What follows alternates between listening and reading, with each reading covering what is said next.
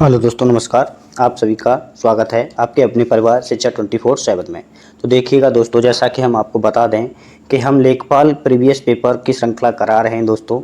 जितने भी पिछली सालों में लेखपाल के प्रीवियस पेपर हुए हैं, हम दोस्तों एक-एक करके सारे पेपर करते जा रहे हैं। हमने दोस्तों इसकी प्लेलिस्ट अलग-अलग उपलब्ध कराई है दोस्तों। देखिएगा, हम बता दें इसमें 4 सब्जेक्ट पूछे जाते हैं: हिंदी, गणित, सामान्य जानकारी और ग्रामीण जानकारी या ग्रामीण परिवेश इसको बोलते हैं।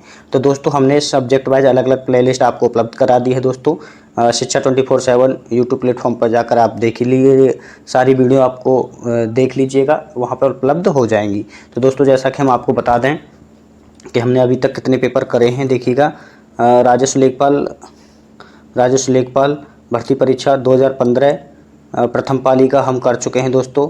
जो आज हम ग्रामीण जानकारी से संबंधित क्वेश्चन कराएंगे दोस्तों, ठीक है।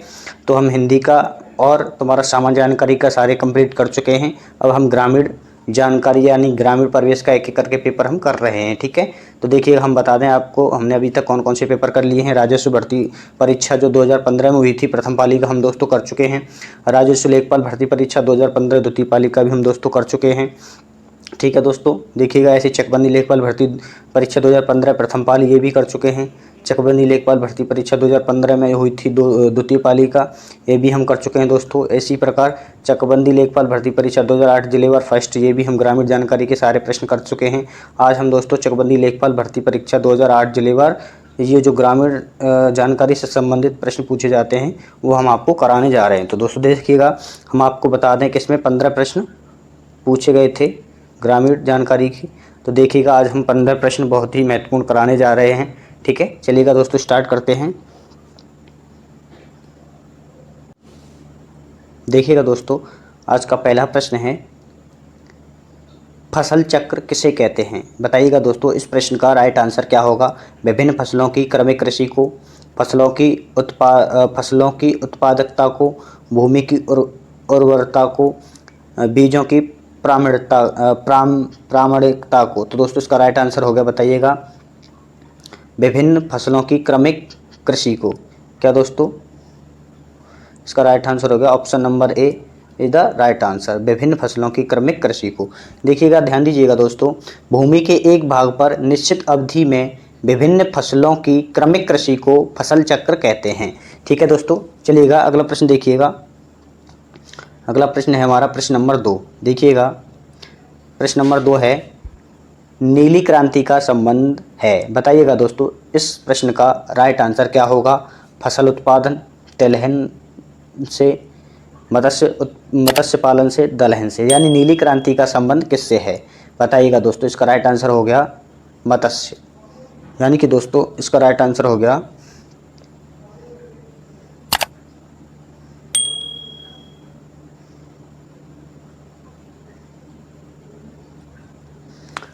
इसका राइट आंसर दोस्तों हम आपको बता दें, नीली क्रांति का संबंध किससे है? बताइएगा, मत्स्य, ठीक है। Option C is the right answer, ठीक है। चलिएगा, देखिएगा, इस क्रांति का उद्देश्य मत्स्य पालन को बढ़ावा देना है। नीली क्रांति का संबंध क्या है? मत्स्य पालन को बढ़ावा देना, ठीक है।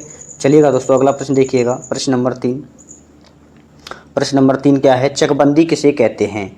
बताइएगा, चकों की पैमाइश को, हड़पे गए भू क्षेत्रों की दुरुस्ती को, चकों की निगरानी को, खेती को टुकड़ों में विभक्त होने से रोकने एवं संचित करने को। तो दोस्तों इसका राइट आंसर हो गया option number D is the right answer.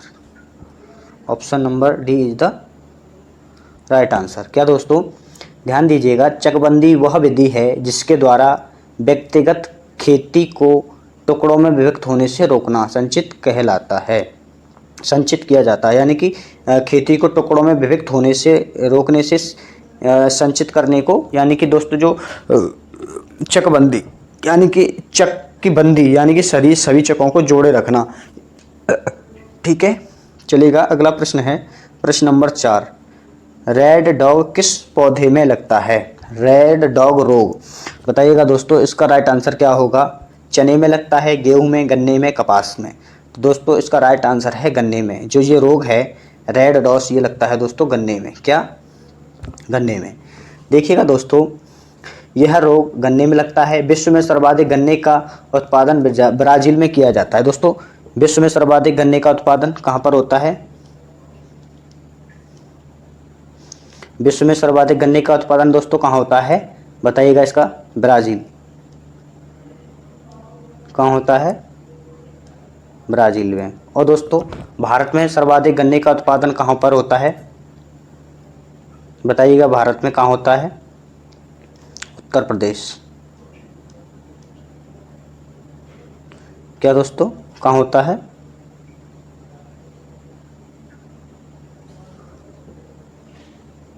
बताइएगा कहाँ होता है? उत्तर प्रदेश। ठीक है। विश्व में सर्वाधिक गन्ने का उत्पादन होता है दोस्तों ब्राजील में, और भारत में सर्वाधिक होता है उत्तर में। चीनी का उत्पादन भी दोस्तों उत्तर प्रदेश में भी होता है। ठीक है, कहाँ होता है? उत्तर में, उत्तर प्रदेश में। चलिएगा दोस्तों अगला प्रश्न है प्रश्न नंबर 5।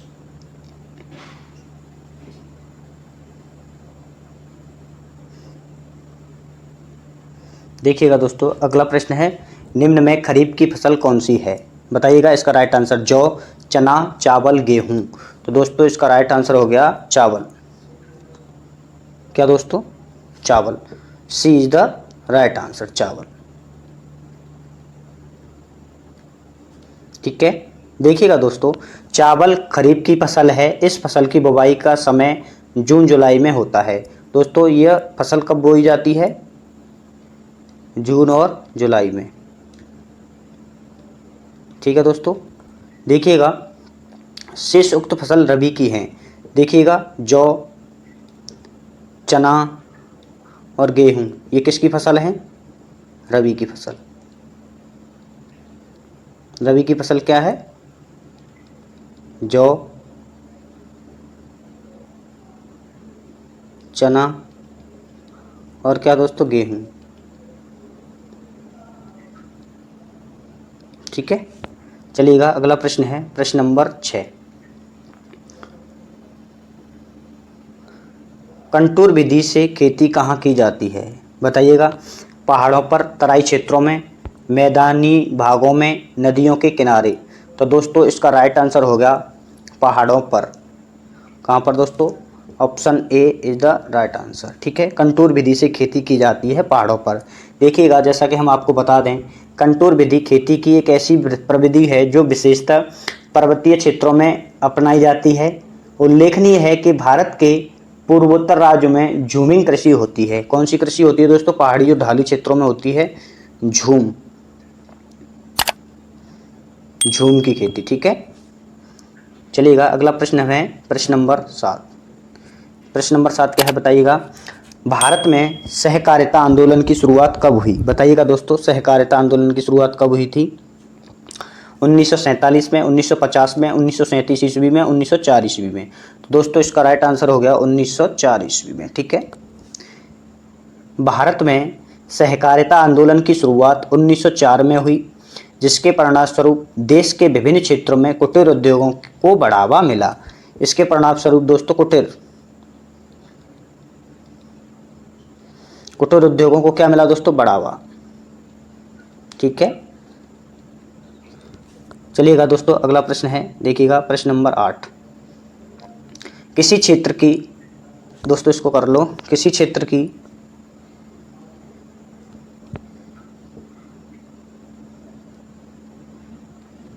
औसत जलवायु को जानने के लिए निम्न में से किसका योगदान नहीं होता है? वर्षा का, वायु की गति का, वृक्षों की संख्या का, आर्द्रता का। तो दोस्तों बताइएगा इसका राइट आंसर क्या होगा? वृक्षों की संख्या का। दोस्तों जो किसी क्षेत्र की जलवायु को जानने के लिए वृक्षों की संख्या का कोई योगदान नहीं होता। ठीक है, तो इस प्रश्न का राइट आंसर हो गया option number C is the right answer. ठीक है, देखिएगा दोस्तों ध्यान दीजिएगा, किसी क्षेत्र की औसत जलवायु को जानने के लिए वायु की गति एवं आर्द्रता का योगदान होता है। यानी किसी की क्षेत्र की जलवायु को जानने के लिए दोस्तों वायु की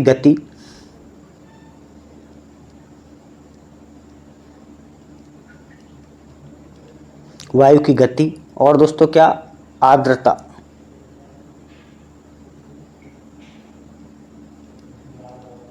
ये दोस्तों जरूरी हैं, ठीक है। चलिएगा दोस्तों अगला प्रश्न देखिएगा, प्रश्न नंबर 9। प्रश्न नंबर 9 क्या है दोस्तों, अर्पणा किस प्रकार की फसल है, बताइएगा। अर्पणा किस प्रकार की फसल है, धान की फसल है, धान की फसल है दोस्तों, मटर की फसल है, गेहूं की फसल है, अरहर की फसल है, बताइएगा। इसका राइट आंसर होगा दोस्तों मटर की। जो अर्पणा है वो मटर की खेती है, ठीक है। किस प्रकार की है, मटर की। अर्पणा मटर की किस्म है। इसकी अन्य प्रजातियां दोस्तों, इसकी अन्य प्रजातियां जो मटर की प्रजातियां,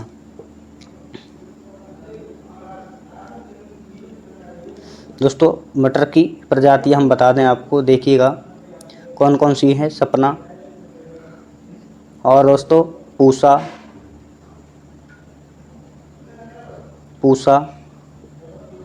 और दोस्तों कौन सी है, प्रगति, ठीक है। ये सब क्या है, मटर की प्रजातियां हैं। चलिएगा अगला प्रश्न देखिएगा, प्रश्न नंबर 10। प्रश्न नंबर ग्रामीण बुनियादी ढांचे को बढ़ावा देने वाली केंद्र सरकार की योजना को किसके रूप में जाना जाता है, बताइएगा। साफ सुथरा शहर, भारत निर्माण, स्वच्छ भारत अभियान, उपयुक्त में से कोई ही नहीं। तो दोस्तों इसका राइट आंसर हो गया option number C is the right answer, Bharat निर्माण।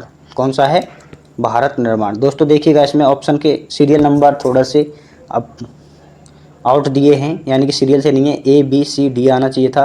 ये ध्यान देना दोस्तों, कहीं गलत मत कर देना जल्दबाजी में, यहाँ बहुत ध्यान देने की ज़रूरत है। तो इसका राइट आंसर होगा ऑप्शन नंबर सी, भारत निर्माण, ठीक है।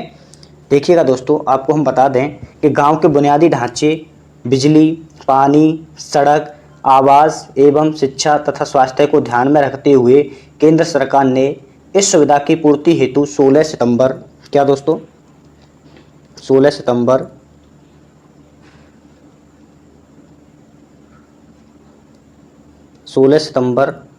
2005 में भारत निर्माण नामक योजना शुरू की, ठीक है। चलिएगा अगला प्रश्न है दोस्तों, देखिएगा प्रश्न नंबर 11। प्रश्न नंबर 11 क्या है, एक वर्ष में किसी निश्चित भूमि पर एक ही फसल उपजाना कहलाता है, बताइएगा क्या कहलाता है। एकल कृषि, एकल कृषि, सस्यन प्रणाली, या फिर एकल सस्यन फसल संगणनता। तो दोस्तों इसका राइट आंसर हो गया option number B is the right answer, क्या, एकल सस्यन्य। तो दोस्तों सीरियल देखना, option number B is the right answer. Serial देखना है ए बी सी डी वाला, ठीक है, कि ध्यान गलती करते हैं कहीं। आपको ऑप्शन से मतलब है ए बी सी डी से, ठीक है, उसके सीरियल से नहीं देखना। इसका राइट आंसर है बी, ये सी ऑप्शन पे दिया गया, यहाँ ध्यान देने की जरूरत है दोस्तों। देखिएगा एक वर्ष में किसी निश्चित भूमि पर एक ही फसल उपजाना एकल सदस्य कहलाता है। उदाहरण, यदि एक वर्ष में एक ही फसल जैसे गेहूं उगाया जाता है, इस प्रकार की खेती को एकल सदस्य कहा जाता है। चलिएगा दोस्तों अगला प्रश्न है प्रश्न नंबर 12। प्रश्न नंबर 12 दोस्तों क्या कह रहा है, देखिएगा। लूनाश्री किस्म है, लूनाश्री दोस्तों किसकी किस्म है, धान की, गेहूं की, चने की, मक्के की। तो दोस्तों ये जो लूनाश्री है इसका राइट आंसर बताइएगा। Option number A is the right answer, option number A is the right answer, क्या दोस्तों, धान। तो लूनाश्री किसकी किस्म में है, धान की। चलिएगा दोस्तों देखिएगा हम आपको बता दें, पूसा 33, बाला, साकेत, गोविंद, कावेरी, सूरज, महसूरी, जया, रत्ना इत्यादि धान की प्रमुख। देखो दोस्तों धान की और भी प्रमुख फसल, प्रमुख किस्में, धान की प्रमुख किस्में, ठीक है। देखिएगा हम बताते हैं कौन कौन सी है। पूसा 33, बाला, साकेत, गोविंद,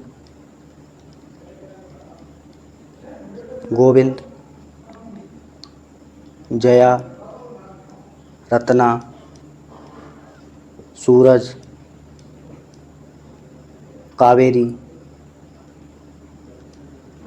ये सब दोस्तों क्या है, धान की किस्में हैं, ठीक है। चलिएगा आगे देखिए अगला प्रश्न नंबर 13।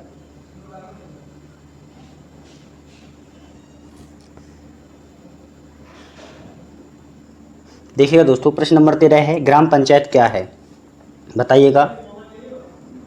ग्राम पंचायत क्या है दोस्तों? इसका राइट आंसर बताइएगा।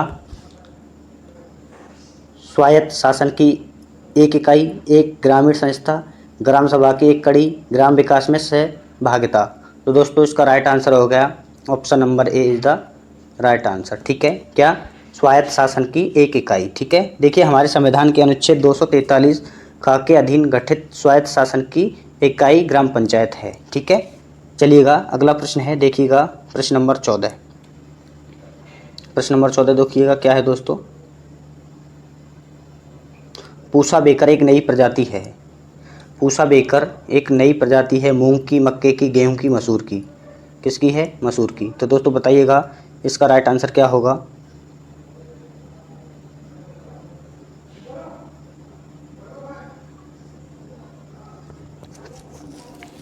सी, यानी कि पूसा बेकर एक गेहूं की प्रजाति है।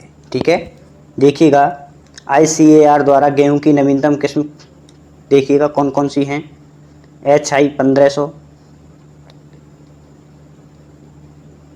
HI 1500। ठीक है, और कौन सी है? पूसा बेकर,